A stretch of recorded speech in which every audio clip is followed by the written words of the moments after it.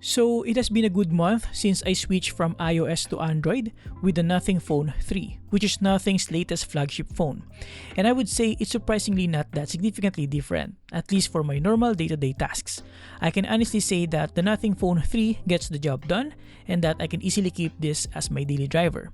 Yeah, granted, the new design leaves a lot to be desired and the price feels steep for its specifications, but there's no denying the fact that the Nothing Phone 3 is still one of its kind.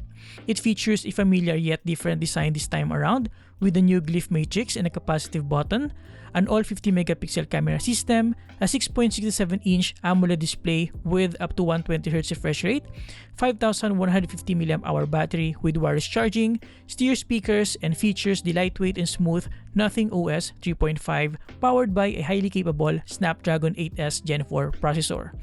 But the question still remains, should you get this? Let me share with you all my thoughts. Let's get into it.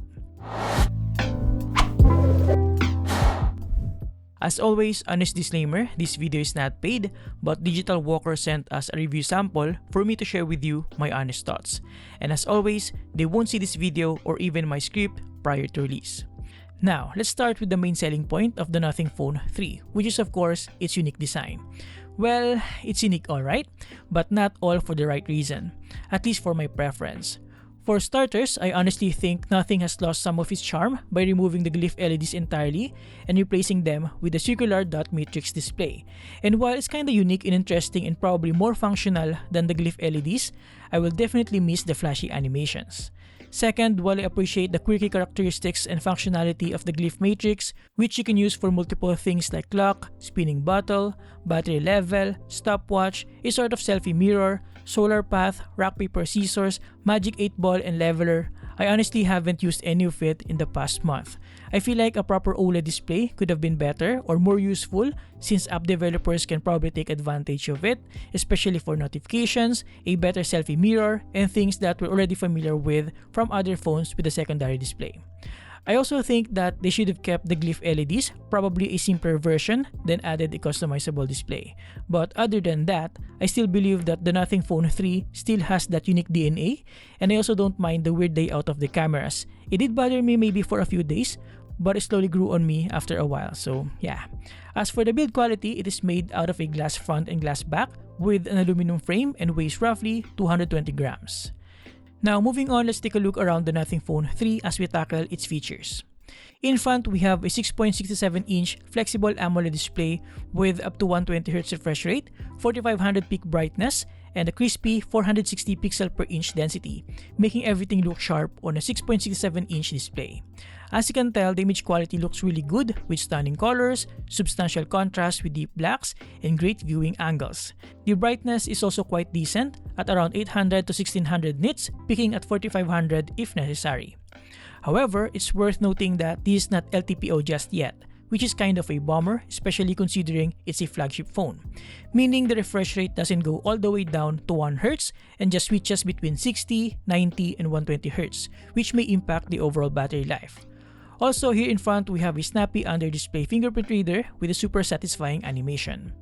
Now, on the left side, we have the individual volume buttons, and as you can tell, it features flat sides and curved corners. On the other side, we have the power button and the essential key button. This essential key button triggers the unique essential space feature, which is a sort of AI-powered space for things like screenshots and voice memos. It can automatically summarize the things on your screenshots and notes and give you a nice breakdown. It can even solve math problems and transcribe your voice memos or meetings. It's a nice and convenient tool, but to be honest, I'm not yet ready to invest my time in it because if you do, you're going to be stuck on the Nothing ecosystem because this app and feature are exclusive to Nothing phones. So this is a test recording to check how well the Nothing Phone 3's essential space feature will transcribe my voice. Microphone 1, 2, 3, microphone test 1, 2, 3. So this is a test recording to check how well the Nothing Phone 3's essential space feature will transcribe my voice. Microphone 1, 2, 3, microphone test 1, 2, 3. I also want to mention that I'm actually borderline annoyed with the essential key because as you can tell, I have tons of unwanted screenshots because I often accidentally press the essential key instead of the power button. Might be user error, but still.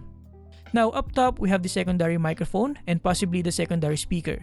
And then at the bottom, we have the SIM card tray, the primary microphone, the USB-C port, and the primary speaker. And while we're at it, here's a quick sound test for you guys. This is the CMF Phone 2 Pro, one of the most affordable way to enter the Nothing ecosystem. They prioritize design uniqueness and functionality with an accessible price point without necessarily having to compromise performance and overall value.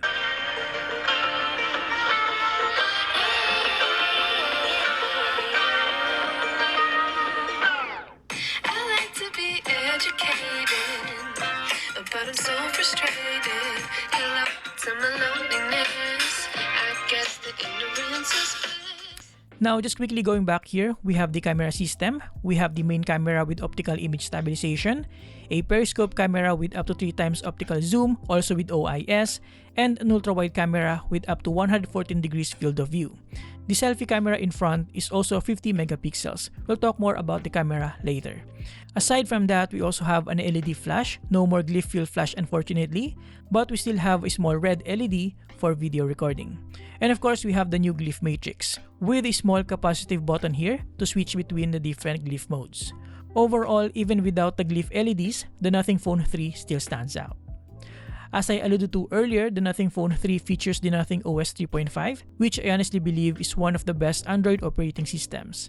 Because even though it is heavily customized with all the icons, widgets, and animations, it's still pretty close to a stock Android experience with pretty much no bloatware or pre-installed applications other than the ones from Nothing. It's pure aesthetics, though I gotta be honest, I actually reverted back to normal icons when I started using this as my daily driver. It keeps my sanity in check. Aside from the essential space, the Nothing Phone 3 also takes advantage of AI for things like the Wallpaper Studio, wherein you can generate a random wallpaper based on certain combinations. We also have the Essential News widget, where AI recreates Tim Halbro's voice to deliver the latest news based on your preference. It's actually quite cool. Listen to this. Welcome to Nothing News, where today we bring you, well, nothing. I'm Tim, the CFO of Nothing, and yes, I read the news every day, mostly because my budget meetings are even emptier than the headlines. Let's dive into the silence together. And of course, like with the Nothing Headphone 1, we also have ChatGPT integration here. Now, before we head into the performance and gaming experience, let's discuss the specifications first.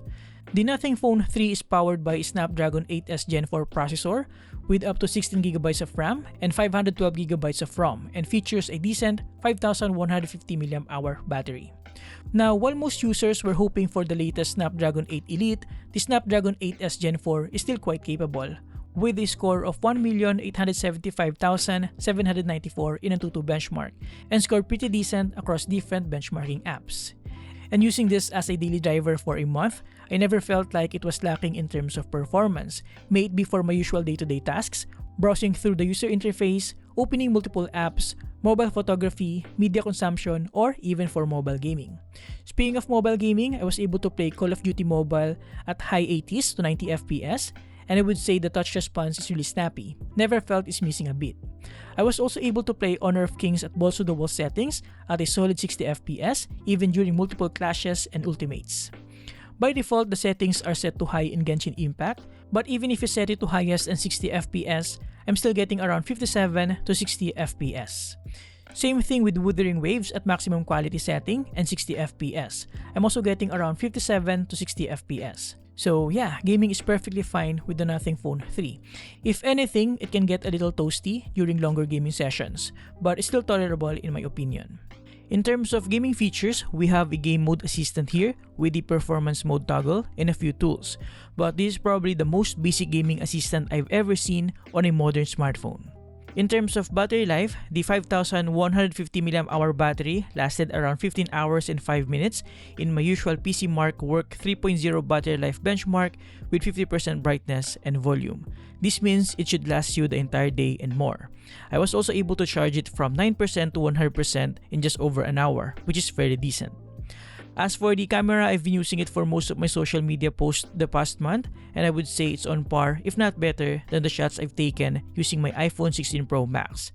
With that said, I've noticed that the photos that came from the Nothing Phone 3 looks noticeably warm, contrasty, well-detailed, sometimes even over-sharpened for my liking, and the shadows are typically more lifted than what I'm used to. Colors vary a lot depending on how the image parsing detects white balance, like what most smartphone does. But yeah, more often than not, photos look warmer than they are in person, which has its own pros and cons, depending on your preference. What I like here though is when it comes to skin tones and skin details. Since it's warmer, it's more pleasing for portraits. Selfies are also fairly decent. Skin details are just enough to look natural while still relatively pleasing. Though background separation, especially edge detection, could have been better as you can tell. I wish the bokeh were a little bit more gradual and layered. Overall, I'm fairly satisfied with the photos coming out of the all 50 megapixel camera system of the Nothing Phone 3. And lastly, before we finish this video, I just want to quickly share with you my experience switching from iOS to Android for a month. Like I said earlier, at the surface, it's not that significantly different aside from the difference in terms of user interface.